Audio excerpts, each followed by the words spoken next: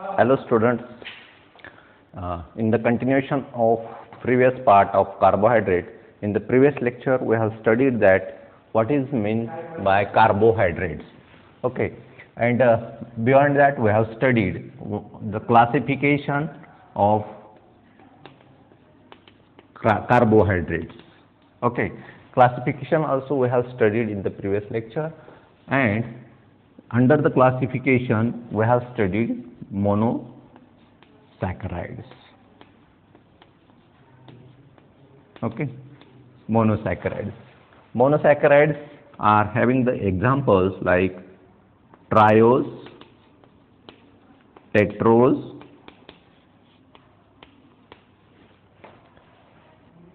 pentose, and hexose, heptose, like this are there. But in the today's lecture we are going to study about formation of polyhydroxyaldehyde and ketones. How those get formed? First we will study this, and then we will move to the tetrose, polyhydroxyaldehyde or ketone formation. Okay, so now first of all we study the formation of aldehyde and ketone. We know the formula for carbohydrate is having carbohydrate, right? When this can be represented like this also, CH2O. Yes, here if N is equal to 1, then what is that? Then it is a CH2O. CH2O means formaldehyde. What is that? That is a formaldehyde. Okay. Now, if you take two molecules of formaldehyde together, then what will happen? It will give such compound.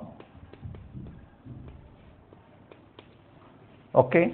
Now the addition of third formaldehyde like CH2O to this occurs in two ways. What are those two ways? We are going to study over here. So first take this example, this one.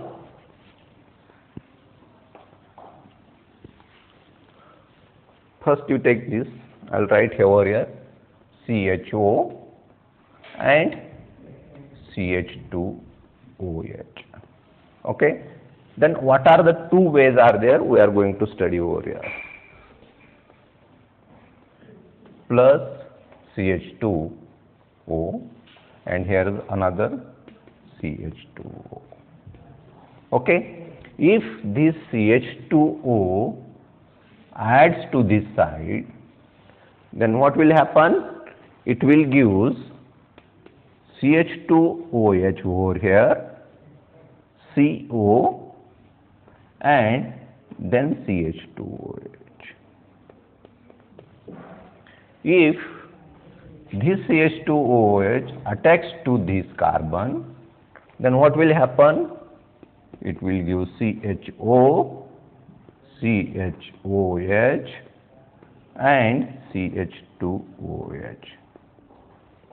So here you can see the difference.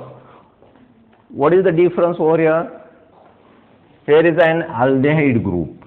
Okay. What is the difference? Here is an aldehyde group. Okay. And here you can find the ketone group. Right? Then what does it mean? It gives aldehyde. It means it is an aldose. Yesterday we have discussed, but we didn't see in the formation of such type of compounds or the reactions which are occurring through it. Now these are the aldose where it is a now ketose. So what is the difference between that? We must understand. Okay. So what is the difference? Here is an aldehyde, here is a ketone. So that its name is aldose and its ketose. So moving ahead, we must understand. What should we understand? We should understand the Fischer projection. Why it is necessary Fischer projections or Fischer's nomenclature? Fischer nomenclature. Why I am taking before taking tetrose and these things? Because these are very important, or these are to be considered in the tetrose and pentose also. So that I am taking this first and then we will move to the tetrose. So what is the first condition? Fischer, this scientist, given some 5 criteria or 5 rules. What is the first rule? First rule is that you should have a carbon, means which carbon? Stereogenic carbon, stereocenter carbon.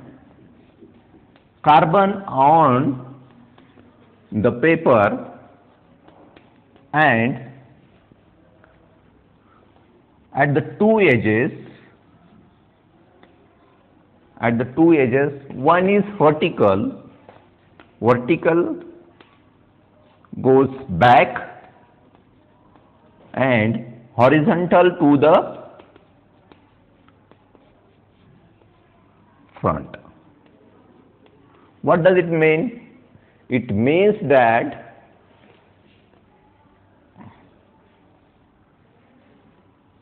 you have a carbon atom at the center and these are the two edges going back, whereas this one coming to the front. Okay. Now this is first. What is the second then?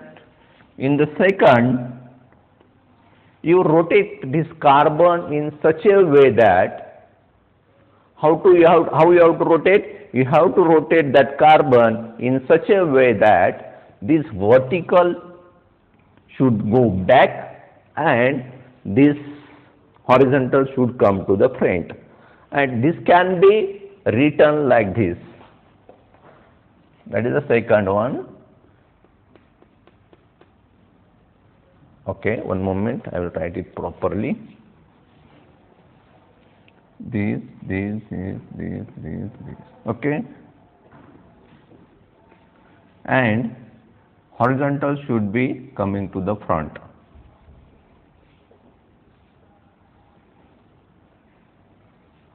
So this is a tetrahedral. You know that this is a tetrahedral carbon. We should have a 4 valences. Tetravalent means it is having a 4 valences. It is represented like this. This is the first rule. This is the second rule. Then what is the third rule? Third rule is that what? You have to arrange the number of carbons in a sequence. Suppose you have a glyceraldehyde. Okay. Simple example, you take it. You have a glyceraldehyde. So what is the formula for glyceraldehyde? It is a CHO, CHOH and CH2OH, right? So before writing this complete structure, just write the chain of that carbon. How many carbons are there? There are 3 carbons. Those carbons should be in this way. Okay? But and beyond that, what is important? The important thing is that you should put the oxidized at the top end and the reduced at the lower end. Okay, this is the first rule, second rule and the third rule. Okay, then what is the fourth rule? Fourth rule is that this is the skeleton, you can say skeleton of glyceraldehyde. Now you take glyceraldehyde as an example, in which here is CHO, C, OH on the right hand side and hydrogen on the left hand side, and then CH2OH, right? So what does it mean? The presence of OH on the right hand side, it indicates dextro. Means the for nomenclature you have to use D, okay, but the D is in capital letter and its size is smaller. So this is coming in come to the right hand side, so that it is a dextrorotatory. Whereas if we have a CHO at the top, again the same structure, and here hydrogen and at the right hand side and OH is on the left hand side, so that it is a LEVO, LEAVO rotatory. So and indication or symbol for this is L. This is a LEVO rotatory. So moving ahead, once we understand this, then we will move to the Fischer projection for glucose. Directly we are moving to the glucose, because we know glucose formula C6H12O6. This is the molecular formula for glucose. But we must understand the arrangement of glucose, how it could be arranged. So at the top it is a CHO, on the second carbon here is OH and here is H. On this carbon, this side is H, this side is OH, here is OH, this side H, OH, again H and CH2OH. Now you see in this glucose, this is a D-glucose. Okay, what is the important in this? You see this oxidized part at the top end and this CH2OH at the lower end. This is important. You have already discussed in that one. And we have arranged this in a sequence like this. Number the carbon 1, 2, 3, 4, 5, and this is a 6. There are 6 carbon atoms. Okay, and count the hydrogens. 1, 2, 3, 4, 5, 6, 7, 8, 9, 10 and 12. This is also correct. And oxygen 1, 2, 3, 4, 5, 6. So this is the formula for glucose. But the other way for representation is available. Yes, there is a other way also representation. Here is a CHO. Just make a carbon skeleton and here write CH2OH. Yes, instead of writing carbon, just remove the carbon and make a line over here. Here is a CHOH, here is H, here is OH, this side is H, this side OH, this side H, this side also OH, again OH, this side HH. This is the representation. Okay, again move ahead. What is there? Just remove the hydrogen. What happens? Here is a CHO. Then again this line means carbon skeleton. Don't consider that is a line, that is a carbon skeleton. Okay, here is a OH, this side OH, okay, then this side OH and this side OH. So what does it indicate? First of all you wrote the molecular formula, then you arrange in a sequence systematic way, hydrogen, oxygen, OH, whatever is there, we represented in that way. In the second structure what we did, we removed the carbon and wrote direct hydrogen and hydroxy on the both sides wherever present. In the third structure what we did, we removed hydrogen also and just we kept here aldehyde function and hydroxy, only functional group we kept it over it. Also this also we can remove over here. CH2OH is also can be removed like this. Okay, CH2OH like this. Now in the fourth structure what we can do, this aldehyde also can be represented this way. Then this carbon skeleton, then OH, right? Here is a OH, here is also OH, right? Here is one more OH, here is one more OH.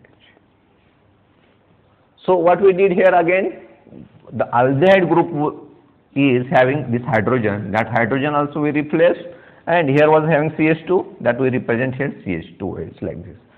Now if you put a mirror over here, what is this? Mirror. Okay, so what will happen? This will remain same, no problem. Aldehyde this side or that side doesn't make difference, so that you put it like this, and this terminal OH is also put as such. And what happens? Just focus on this hydroxy. This hydroxy will come to this side, this hydroxy also come to this side,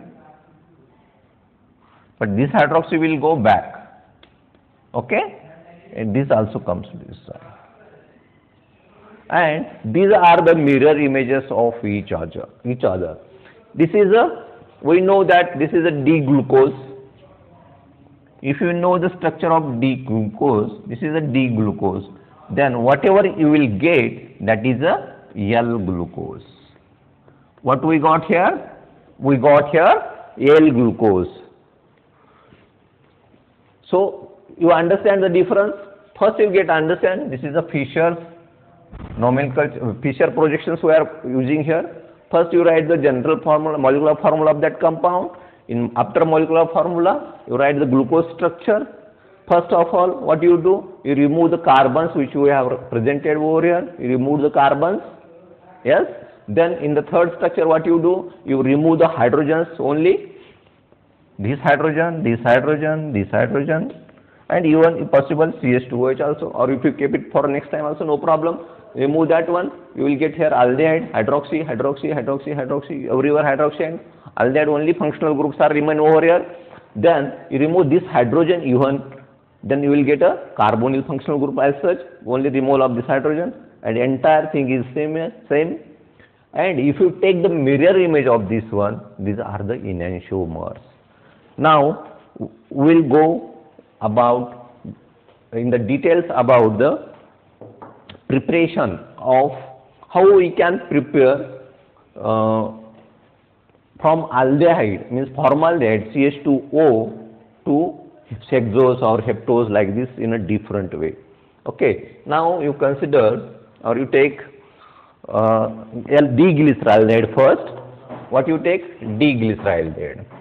So this is the formula for D-glyceraldehyde. I am writing over here.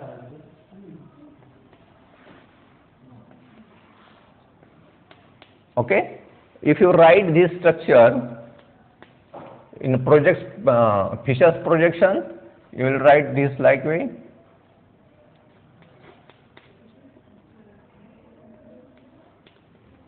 In Fischer projection, you should write this way, or simply you can write here aldehyde because it make a confusion afterwards. So that you write here CHO, and here you put here only CH2OH. Okay. Only we remove this center carbon, right? So this is a D-glyceraldehyde. Okay. When there are the two chances of addition of aldehyde. So this is a D-glyceraldehyde. What is this? This is a D-glyceraldehyde. When you add CH2O into this, what happens? There are the two chances. The first one, whatever the compound we will get, that is a D compound, no problem. Both case we will get a D, right? But whatever we get, that is a, I write here CHO, this aldehyde. Then in addition of other hydroxy coming from this carbon with this carbon and this hydroxy, and the remaining as such OH, and here CH2OH. So what is the name for this? D-erythrose. What is the name? erythrose, D-erythrose. The name for this one is D-erythrose. Now come to this side. CHO is as such, but this CHO react with this aldehyde. Okay, don't get confused. CHO at the top, then again here we took it to the right side. Okay, addition of that one happens, this hydroxy at the right side. Here you take at the left side. Then instead of write carbon over here, just write a skeleton of that, carbon skeleton. Okay, then whatever OH is there, that you write here as such, and here CH2OH. And its name is D-threose. What's its name? It's a D-threose, and this is a D-erythrose. Now you take one of that one, D-threose first, and similar way carry out the addition. There are the two ways. Okay, addition of CH2 over here and here also. It attacks in the both direction, and both direction gives like this. One first compound is, when it is there, CHO, C, OH is on this side, again OH on this side, OH on this side, and CH2OH. Okay, because we took the addition of this CH2OH on the left hand side. And the second one, what will happen? The CHO, then OH on right side, left side, right side, and then CH2OH. So, what is the name for this? This is a D-laxose, and this is a D-xylose. What are the names? D-laxose and D-xylose. The D nomenclature came from because we took D-glyceraldehyde. Here this OH is remain till end on the D, means a dextrorotatory. Okay, so it is a D-laxose and D-xylose. So what happens now in the nomenclature? There are little differences there. What is the difference? Suppose D-xylose and D-laxose. Now instead of writing O's at the end, just you write simply D-xyl or D-lax. This is also, these are the names. Okay. So once you have a D-laxose, see first you don't get confused. We started with glyceraldehyde. There are the formation of two ways. First is a D-threose and D-erythrose. We kept this D-erythrose as such. We are not carrying out any reactions on this D-erythrose. We are carrying out the reactions on D-threose.